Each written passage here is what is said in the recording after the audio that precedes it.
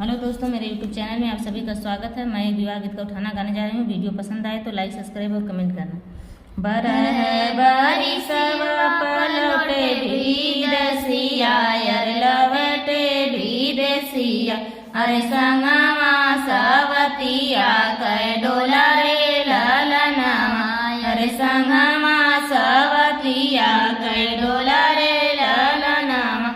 मैं तो से पूछी लाली दुल्हनिया, अरे लाली दुल्हनिया, अरे कैसन होला सवतिन कै परछन रे ललनामा, अरे कैसन होला सवतिन कै परछन रे ललनामा।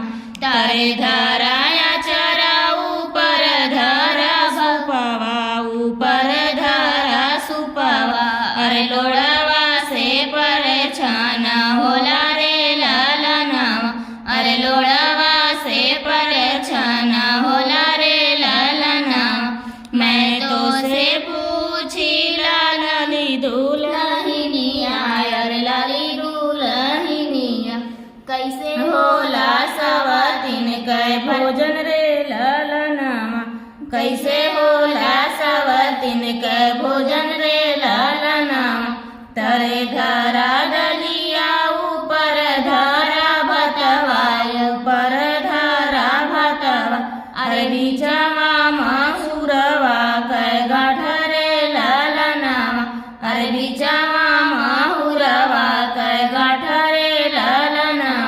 मैं तो से पूछी लाली दुल्हनिया, अरे लाली दुल्हनिया, अरे कैसन होला सवतिन कै दासन रे ललनामा, अरे कैसन होला सवतिन कै दासन रे ललनामा। तरे धरा गद्दा ऊपर धरा रजैया, तरे धरा गद्दा ऊपर धरा रजैया, अरे तकिया से मुहावा दबावा रे ललनामा, अरे तकिया से मुहावा दबावा